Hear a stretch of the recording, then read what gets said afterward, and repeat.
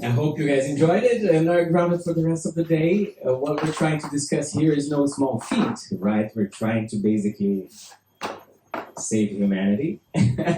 So that's not small. The planet will be saved. We don't know if we don't take action, right, urgently. And that's why I guess all of us are here today. So yeah, let's get the conversation going. I'll give a short intro to the topic that we're going to be covering today. I'll talk a little bit about scale climate action for those who haven't been here before. Then we have Bruce coming in just before we have a wellness break.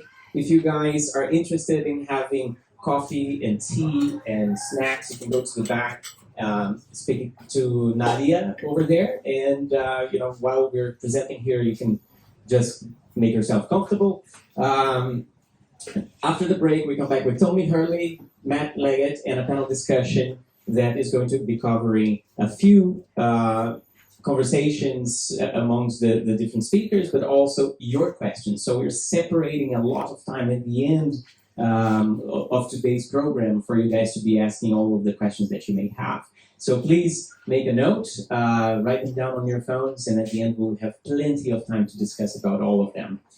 At the end, we also have a networking session, which we found in the last events to be very, very useful. Loads of people really enjoy connecting with other peers and with other like-minded people. So we're separating quite some time for that as well. So let me just make sure this is working. A few other things apart from the coffee break. If you are coming to the Green School for the first time, if you're not a Green School parent, it's very, very important for you guys to be within this area and not walking around the campus. Kids are having classes today, so the campus is busy. There are policies also in place for people not to take pictures of kids, not to roam around, so we kindly ask you guys to stay within this area. And we can organize a tour for you at the end if you would like to. Just come and talk to me and we can take you around a little bit later. In the day. I think that's it, right? We have any other tips? Good. Okay, so we're good to go. So, who here has been to previous Scale Climate Action meetups? Can you raise your hands, please? Okay, fantastic. So we have a good mix of people who have been here before, people who have not yet. So Scale Climate Action is basically a community of like-minded people with a strong bias towards solution-based action. We're not willing to stand still while others try to solve the climate crisis. The climate crisis is huge, it's big, and it sounds impossible for us to make a difference.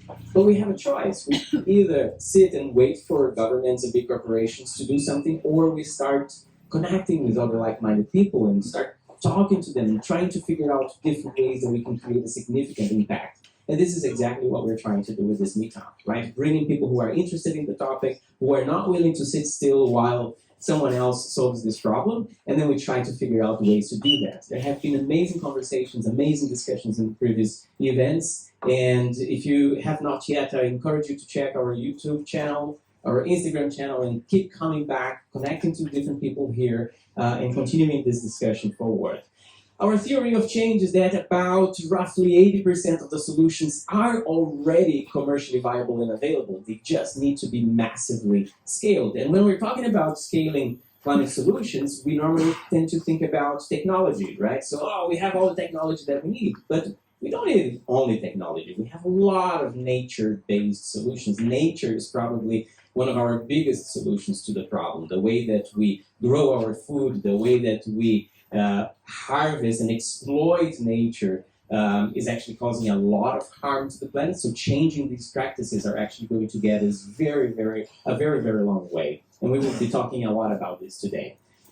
And another thing is, all of us can do something about it, right? We talk a lot about every job being a climate job, whether you are an accountant, an investment banker, a graphic designer, a storyteller. There's a job for everybody. We're talking about decarbonizing the world economy, which means everything that we do today needs to be decarbonized. So all the jobs have a very, very important role to play into that. And if you don't yet know how to convert your job into a climate positive one, then I would encourage you to talk to some of us, keep coming back, bring the discussion up, and we will help you to figure that out.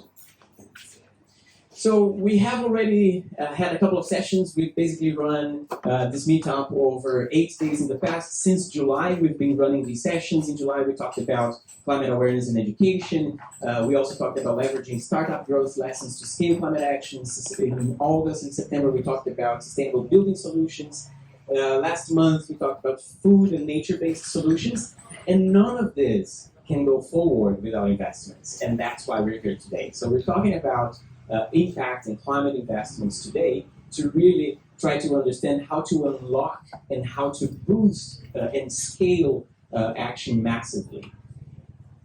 This is the team that is behind the scenes putting this event together. Every month we keep on growing, so a big thank you to everyone who has been helping us out to run these events. Thank you very much for the Bridge and the Green School team for hosting us and enabling us to talk here. Thank you guys for coming here today and keep coming back since the first event. This is absolutely fantastic, and we see the community growing. We see the conversations happen also on our WhatsApp groups. If you haven't joined yet, there will be a couple of times that the QR code to the group is going to show up, so please make sure that you scan it and continue the conversations. Today we have amazing speakers that are going to talk to us exactly about impact investments and give us an understanding of what we can do about that and how the space looks like, the different angles that are going to, or that are discussed and invested on in the space. Tomorrow we have our second session. So normally we run the meetups in 2-day sessions, one here at the Green School on the first day, the second day at the Tropical Nomad in Canggu. Tropical Nomad co-working space in Canggu. Tomorrow will be at 4 p.m. So if you're interested to continue in the conversation, there will be other speakers tomorrow talking about the same topic as well. Super amazing stuff.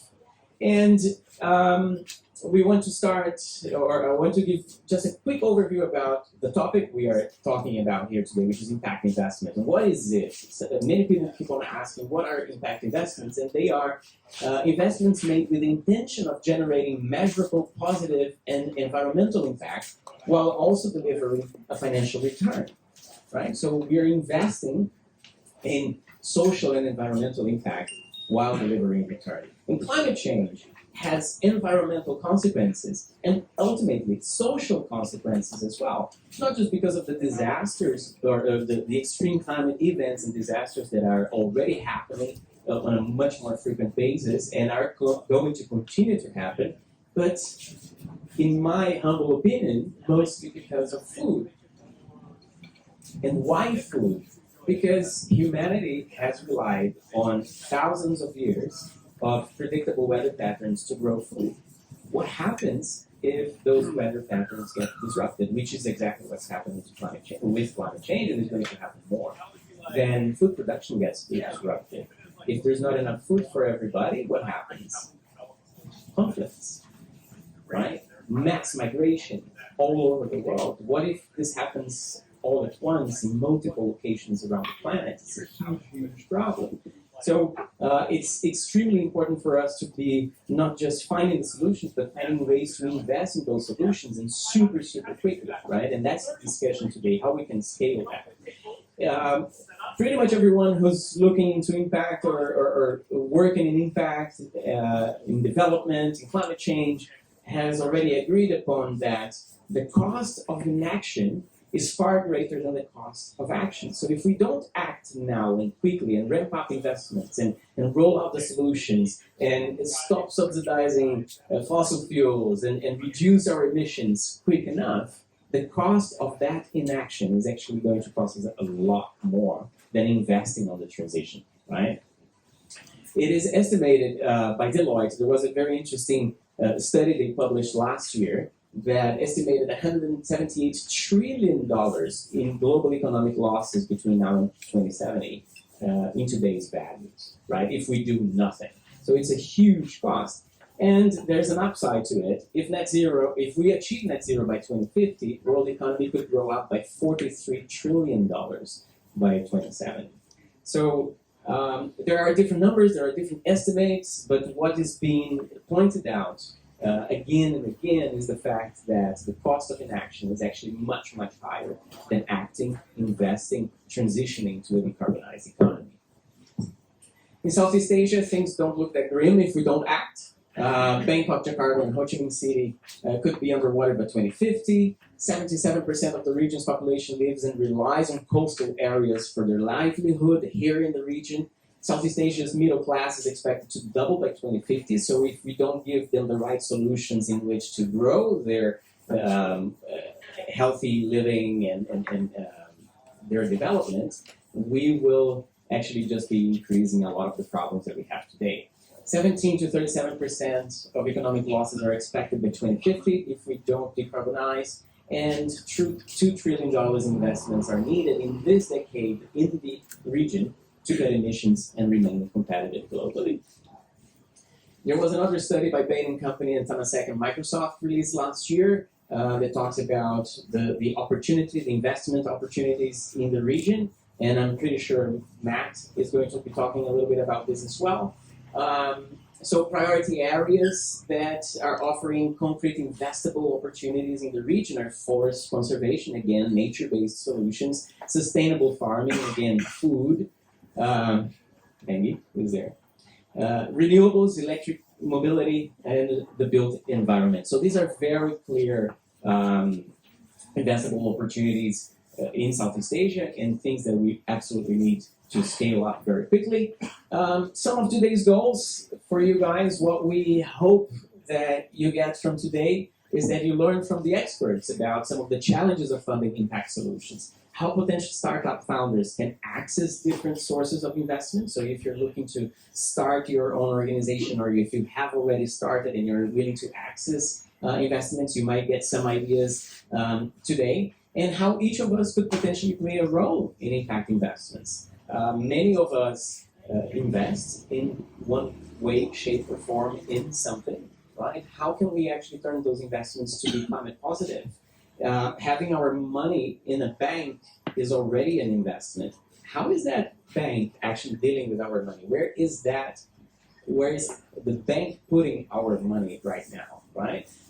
Maybe helping to finance fossil fuel operations. Maybe not. There are different banks that are taking different actions. So it's very, very important for us to understand that we all have a role to play in this. And that's pretty much from me now. Thank you so much. I really, really appreciate it.